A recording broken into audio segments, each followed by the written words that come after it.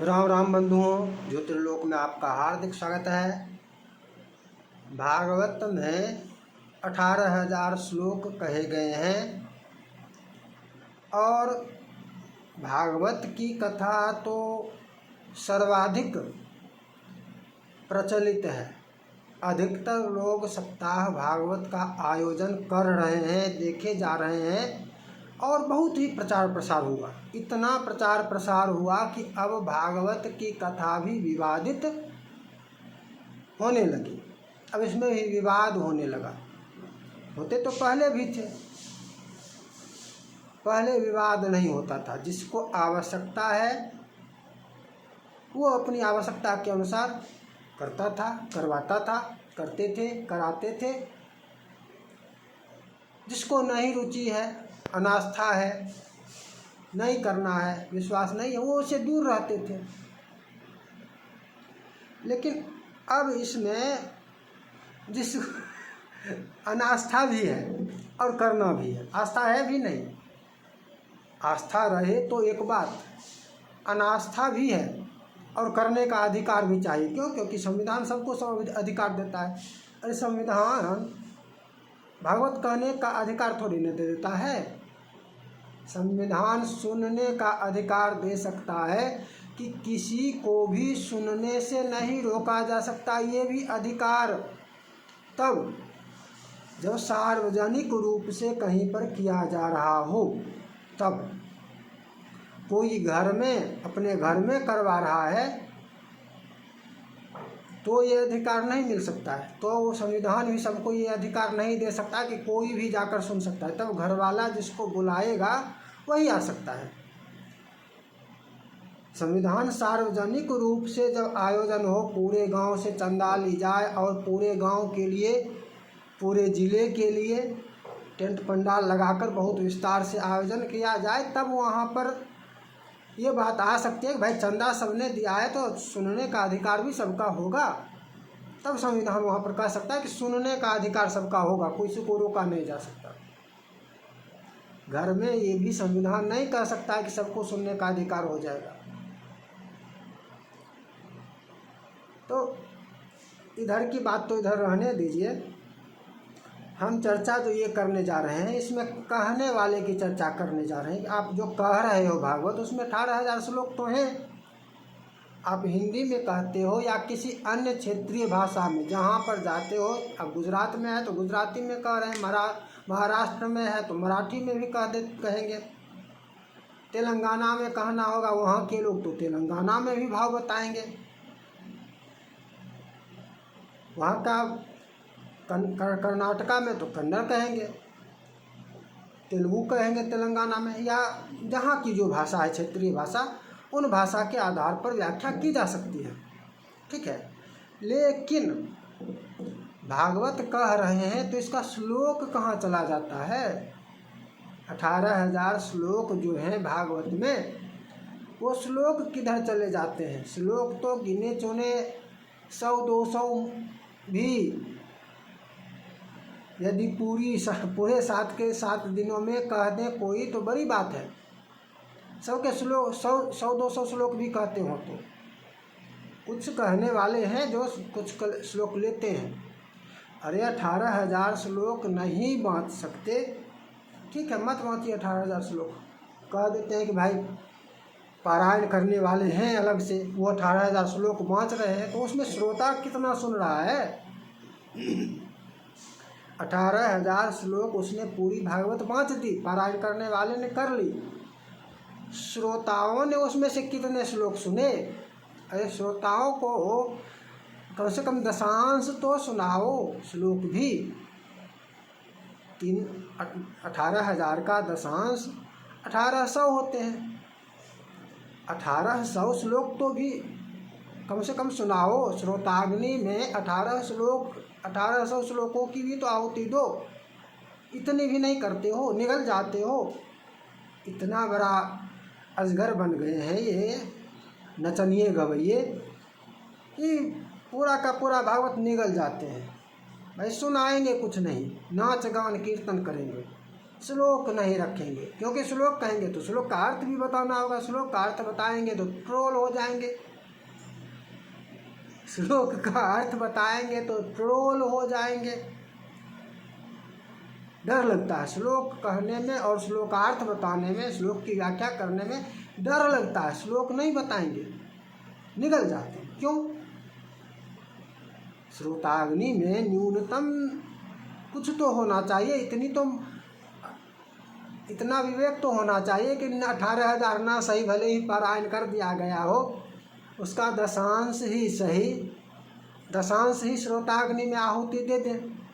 इतना तो करो। 335 अध्याय हैं, और यदि महात्म्य को लें आगे पीछे वाले तो 345 हो जाते हैं। प्रत्येक अध्याय से यदि लें तो 5, 5.5, 5.25, 6 या 5-6 कह सकते हैं। 5-6 श्लोकों की संख्या आएगी कि प्रत्येक अध्याय से 5-6 श्लोक कह सकते हैं, कहेंगे प्रत्येक अध्याय का 5-6 श्लोक। इसमें प्रत्येक अध्याय की कथा करनी होगी। अब ये बाधा यहाँ पर क्या है कि प्रत्येक अध्याय के श्लोकों की यदि चर्चा करें, श्लोकों को यदि लें, तो प्रत्येक अध्याय की कथा भी कुछ न कुछ तो कहानी होगी। यहाँ तो निगल जाना है।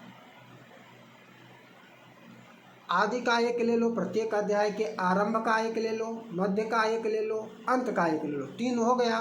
बीच में 1, 2, 3 जो भी श्लोक महत्वपूर्ण लगता हो वो 2-3 श्लोक ले लो। 5-6 श्लोक हो जाएंगे प्रत्येक अध्याय से।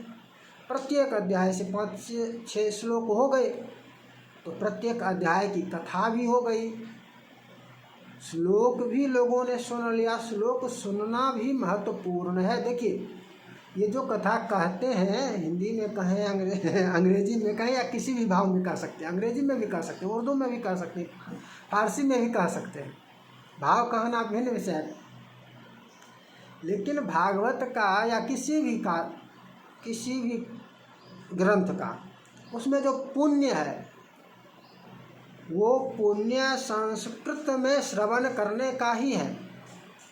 हिंदी में तो उसको समझ रहे हैं कि संस्कृत में नहीं समझ पाएंगे तो हिंदी में समझेंगे। समझने के लिए जो भी स्थानीय भाषा है उस भाषा का प्रयोग किया जाएगा, किंतु पुण्य इसे समझने में नहीं है। भागवत, सप्ताह भागवत करते हैं तो सप्ताह भागवत का पुण्य इसे समझने वाली जो व्याख्या है इसमें है ही नहीं। नाच गानी इसमें भागवत वाला पुण्य नहीं है। भगवान नाम का कीर्तन कर रहे हैं, कीर्तन का फल अपना महत्व है। कलो केशव कीर्तनात् क्या न यद फलम नास्ति तपसा न योगेन समाधिना तत्फलम लभते सम्यक कलो केशव कीर्तनात्। जो फल तप में नहीं है, न योग समाधि आदि में है, वो फल कीर्तन में ही है। तो कीर्तन का अपना फल है, नाम संकीर्तन हो, भजन हो इत्यादि का इसका अपना फल है। इसके लिए फिर सप्ताह यदि कीर्तन का ही फल चाहिए तो सप्ताह भागवत करने की आवश्यकता कहाँ है? रामायण नवाह करने की आवश्यकता कहाँ है? यदि सप्ताह भागवत कर रहे हैं तो सप्ताह भागवत का पुण्य चाहिए ना, या कीर्तन का पुण्य चाहिए? विचार कीजिए। राम नाम लेने वाला पुण्य चाहिए या भागवत वाला पुण्य चाहिए? कृष्ण नाम लेने वाला पुण्य चाहिए या भागवत वाला पुण्य चाहिए? कृष्ण नाम लेने के लिए सप्ताह भागवत आयोजन करने की आवश्यकता है क्या? भजन कीर्तन नाच गान करने के लिए भागवत करने की आवश्यकता है क्या? नहीं है ना। इसके लिए रामायण की आवश्यकता है क्या? नहीं है ना। ये तो ऐसे भी कर सकते हैं, घर में बैठकर अपना अपना हर कोई नाचे गाए, कीर्तन करे, भजन करे। अच्छा, ये नाचे गाए दोनों प्रकार का होता है। एक नाचे गान होता है वो ठुमक वाला, वो जो उधर वाला ठुमका है, और भक्ति में भी, भगवदाराधन में भी नृत्य गीत इत्यादि भी आते हैं। इधर का नाच गान दूसरा है। इधर इसमें इसको निंदा परक नहीं लेना चाहिए कि भाई नाचना गाना निंदा परक है, इसकी निंदा की जा रही है। भक्ति में भी नाचेंगे, भक्ति में भी गाएंगे, इधर भी है। किंतु सप्ताह भागवत का आयोजन क्यों करते हैं? सप्ताह भागवत का जो पुण्य है, जो फल है, उस फल की प्राप्ति के लिए या अन्य किसी पुण्य के लिए। क्या सप्ताह भागवत का आयोजन रामायण नवाह के पुण्य फल की प्राप्ति के लिए करते हैं, संकीर्तन के लिए करते हैं, रामार्चा के फल के लिए करते हैं, नवरात्रा के फल के लिए करते हैं? नहीं करते हैं ना। वो सप्ताह भागवत के लिए ही करते हैं, उसका जो फल है वो फल प्राप्त हो।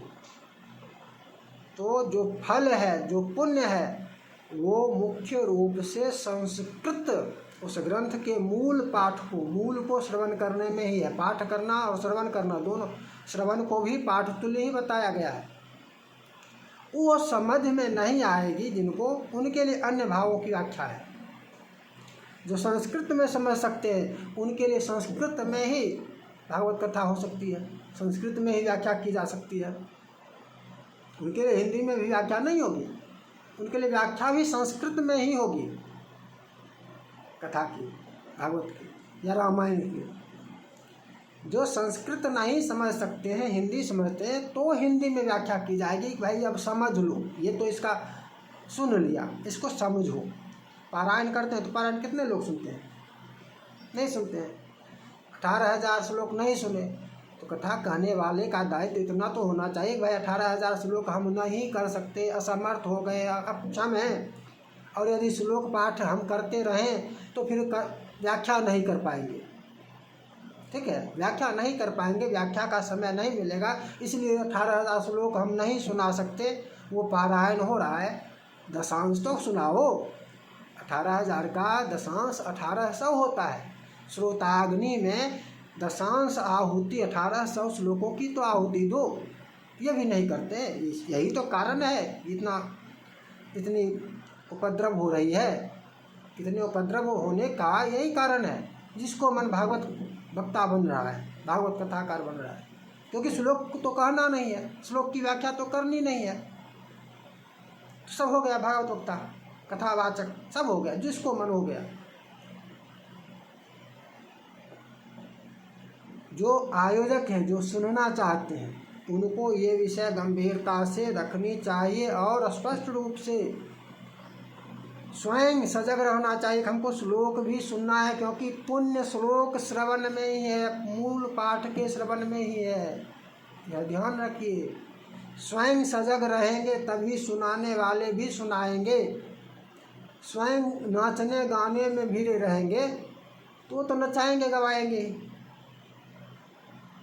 वो तो यदि आपको नाचने गाने का ही मन है तो भर दिन नचाते गवाते ही रहते हैं, और यही होता है, यही हो रहा है। भर दिन नाचते गाते रहो। अरे नाचने गाने के लिए उनकी आवश्यकता थोड़ी ना है। नाचने गाने के लिए तो बस कीर्तनकार को बुला लो, तो कीर्तनकार को बुला लेंगे तो वो भी फिर व्यास बन जाता है। कीर्तनकार को बुला लेंगे नाचने गाने के लिए तो वह भी व्यास ही बन जाता है, क्योंकि उसको भी ज्ञात हो, पता है कि श्लोक तो कहना ही नहीं है, व्यास बन जाते हैं। श्लोक कहना होता है तब ना, श्लोक की व्याख्या करनी होती है तब ना। श्लोक कहना नहीं है, श्लोक की व्याख्या करनी नहीं है, तो व्यास बन गए। अरे वाह।